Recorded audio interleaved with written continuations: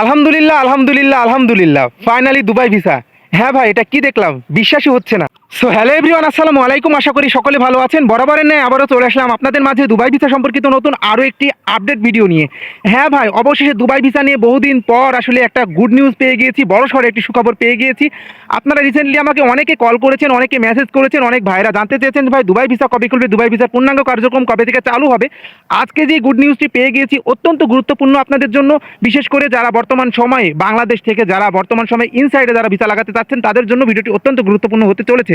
So first of all আমি যেই কথাটি বলতে চাচ্ছি সেটা হচ্ছে কি, আপনারা সকলে এই বিষয়টা অনেকে জানেন না যে বর্তমান সময়ে কিন্তু দুবাই ভিসা পুরোপুরি কন্ট্রোল করবে এআই, অর্থাৎ এআই এর মাধ্যমে কিন্তু ভিসাগুলো ইস্যু হবে। সো এই নিউজটা হয়তো বা অনেকে অনেক দিন আগে দেখেছিলেন, তবে বর্তমান সময়ে দুবাই যাওয়ার চিন্তা ভাবনা করছেন যারা বর্তমান সময়ে যাদের সার্টিফিকেট নাই, যাদের স্কিল নাই, যারা বর্তমান সময়ে স্কিল ব্যতীত সংযুক্ত আরব আমিরাতে গমন করার চিন্তা ভাবনা করছেন তাদের জন্য একটু দুঃসংবাদ বটে। তবে যে সুখবরটি পেলাম আপনাদের, এই সুখবরটি দেওয়ার জন্য চলে আসলাম। আপনারা ইনসাইড আউটসাইড মিলে কিন্তু অনেকে তথ্য দেখেছেন যে ইনসাইডে আপনার ট্রান্সফার ভিসা হচ্ছে, অনেকে ট্রান্সফার ভিসা লাগাচ্ছে। হ্যাঁ, ট্রান্সফার ভিসা বর্তমান সময়ে আছে কিন্তু সেভাবে কিন্তু হচ্ছে না। অনেকে কিন্তু দেখলাম যে ট্রান্সফার ভিসা নিয়ে অনেক রকমভাবে আপডেট দিচ্ছে, আসলে ট্রান্সফার ভিসা ওইভাবে হচ্ছে না। আবার আউটসাইড থেকে আপনারা বর্তমান সময়ে কিন্তু কিছু কিছু ভিজিট ভিসা উঠতেছে, আমরা যেই তথ্যটা পেয়েছি। ভিজিট ভিসাধারীদের জন্য কিন্তু বড় একটি সুখবর। আরও একটি কথা হচ্ছে যে হাই প্রফেশনাল ভিসা কিন্তু পূর্ণাঙ্গভাবে কিন্তু আবারও হচ্ছে, অর্থাৎ হাই প্রফেশনাল ভিসা যারা লাগাতে চাচ্ছেন বর্তমান সময়ে, যারা আউটসাইড থেকে হাই প্রফেশনাল ভিসা লাগাতে চাচ্ছেন তাদের জন্য এই গুড নিউজটি বটে। সো এবারে আপনাদের গুড নিউজটি দিয়ে দিই।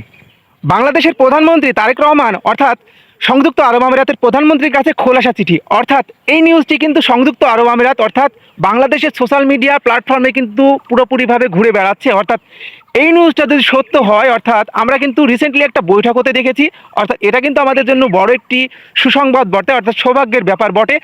এবার আমি যে কথাটি বলবো সেটা হচ্ছে কি, এই নিউজটা যদি সত্য হয়, অর্থাৎ সত্যভাবে যদি প্রমাণিত হয়, অর্থাৎ সামনে কিন্তু একটা বড় সড়ো একটি বৈঠক হবে। এই বৈঠকের মাধ্যমে হয়তো বা সংযুক্ত আরব আমিরাতের ভিসা পূর্ণাঙ্গভাবে কার্যক্রম চালু হবে। এটার অপেক্ষায় আমরা থাকবো এবং এটার অপেক্ষায় আমরা রয়ে গেলাম। অর্থাৎ এখন কিন্তু সংযুক্ত আরব আমিরাত সহ মিডল ইস্টের সকল দেশের অবস্থা বর্তমান সময়ে কিন্তু একটু খারাপ, আপনারা সকলে জানেন। তবে এই খারাপ সময় কিন্তু থাকবে না, অর্থাৎ যারা স্বপ্ন দেখছেন স্বপ্ন দেখতেই পারেন, নিজ নিজভাবে প্রস্তুতি নিন, প্রস্তুতি গ্রহণ করুন। সো আজকের ভিডিওটি এতটুকুই। এখনও যারা আমার চ্যানেলটি সাবস্ক্রাইব করেন অবশ্যই চ্যানেলটি সাবস্ক্রাইব করে পাশে থাকবেন। ধন্যবাদ সবাইকে।